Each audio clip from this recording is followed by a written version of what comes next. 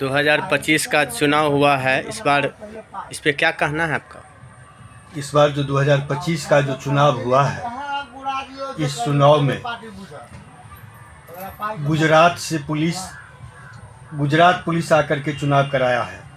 यह सोचने की बात है कि बिहार की चुनाव था, बिहार के पड़ोसी राज्य उत्तर प्रदेश था, बिहार के पड़ोसी राज्य झारखंड था, बिहार का पड़ोसी राज्य बंगाल था, लेकिन पड़ोसी राज्य के पुलिस को नहीं मंगा करके गुजरात को पुलिस को मंगाना मुझे इस चुनाव में तर्कसंगत नहीं लगता है। इसलिए वोट चोरी का शंका और ज़्यादा बढ़ गया है। दूसरी बात कि कानून बना करके ऐसा कानून जो चुनाव को प्रभावित करे और हर सीट पर, विधानसभा के हर सीट पर 62,000 महिलाओं को 10,000 रुपया दिया गया। पहला फेज का चुनाव था 6 नवंबर, तो 4 नवंबर को पहला किस्त जहाँ विधानसभा का चुनाव था पहला फेज में, वहाँ के 62,000 महिलाओं को हर विधानसभा सीट पर 10,000 रुपया भेजा गया। दूसरा चरण का चुनाव हुआ 11 तारीख को जो चुनाव हुआ, उससे पहले 7 नवंबर को जिस जिला में विधानसभा का चुनाव था, 7 तारीख को हर विधानसभा सीट पर 62,000 महिलाओं को 10,000 रुपया भेजा गया। यह कहीं से तर्कसंगत नहीं है और चुनाव आयोग इस पर चुप्पी साधे रहा। चुनाव आयोग का भूमिका एक बीजेपी एजेंट के तरह हुआ। यह दुर्भाग्य की बात है, यह चिंता की बात है। तीसरी बात,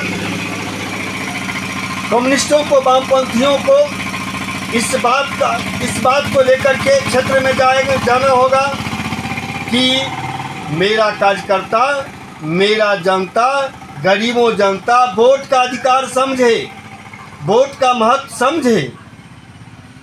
जब तक हम वोट का महत्व नहीं समझा पाएंगे, तब तक ऐसे ही पूंजीपति, सामंतवादी विचार के लोग, दबंग लोग आकर के चुनाव जीतता रहेगा और गरीबों का, मजलूमों का सरकार नहीं बनेगा। साथी, आपको हम एक बात और कहना चाहता हूँ कि इस चुनाव में जितना खामियां आया है, इस खामियां का अगर मूल्यांकन किया जाए तो यह रुपया देना राजनीतिक घूस नहीं हुआ।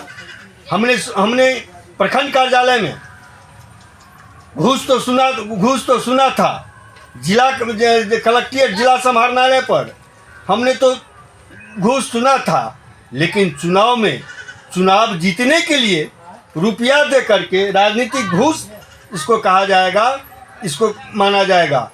इस तरह से चुनाव अगर होगा तो कोई भी सत्ताधारी दल चुनाव नहीं हारेगा। इस पर मंथन करना चाहिए, चिंतन करना चाहिए। और जहाँ चुनाव, मधुबनी में हम चुनाव लड़े, ऑल इंडिया फॉरवर्ड ब्लॉक चुनाव लड़ा है, पूरे दमखम से लड़ा है। वोट जितना आया नहीं आया मैं उस पर नहीं जाना चाहता हूँ, लेकिन मैं आपको यह कहना चाहता हूँ कि विधानसभा बेनीपट्टी 32 का विधानसभा चुनाव ऑल इंडिया फॉरवर्ड ब्लॉक पूरे ताकत से, पूरे दमखम से लड़ा है। और 40 पंचायतें हैं विधानसभा में। कोई भी यह नहीं कह सकता, कोई पंचायत यह नहीं कह सकता, किसी भी पंचायत का आदमी यह नहीं बोल सकता कि बेचन राम जो ऑल इंडिया फॉरवर्ड ब्लॉक का उम्मीदवार थे वह नहीं आया। मैंने अपना हाजिरी दिया है, हमने अपना समय दे करके क्षेत्र में गया हूँ, देखा हूँ, लेकिन वोट को बदल जाना। दूसरी बात कि जब हम क्षेत्र में जाते थे और क्षेत्र में जाने के बाद जो उम्मीदवार बेनीपट्टी 32 से विधानसभा से जीते हैं, उनका भारी विरोध था। फिर इतना मार्जिन से जीतना ये भी एक शंका की बात है। इसलिए इस पर गंभीर चिंतन, गंभीर मंथन ऑल इंडिया फॉरवर्ड पार्टी जिला कमेटी करेगी और राज्य कमेटी में भी हम यह बात लेकर के जाएंगे, जो कि अगर इस तरह से चुनाव होगा तो कोई भी सत्ताधारी दल नहीं हारेगा, जीतता रहेगा। छल प्रपंच रुपया का बरसात हो गया और कहाँ से इतना रुपया आया?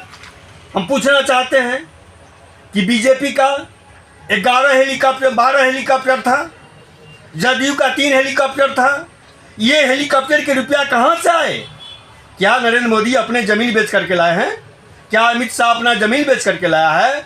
जी नहीं, यह जनता की टैक्स के रुपया से यह लोग हेलीकॉप्टर पर चढ़ करके और जनता को गुमराह करके वोट लिया है। हम इस वोट का, इस चुनाव का जो जिस तरीका से चुनाव आयोग का रोल रहा है, हम चुनाव आयोग को निंदा करता हूं, भर्त्सना करता हूं और विरोध करता हूं कि इस तरह से दूसरे राज्य में चुनाव आयोग इतना निष्क्रियता नहीं दिखाए और दूसरे पार्टी विपक्षी का भी उद्देश्य को समझे, बात को समझे। यही मुझे कहना था। ऑल इंडिया फॉरवर्ड ब्लॉक राज्य कमेटी सदस्य प्रेम कुमार झा।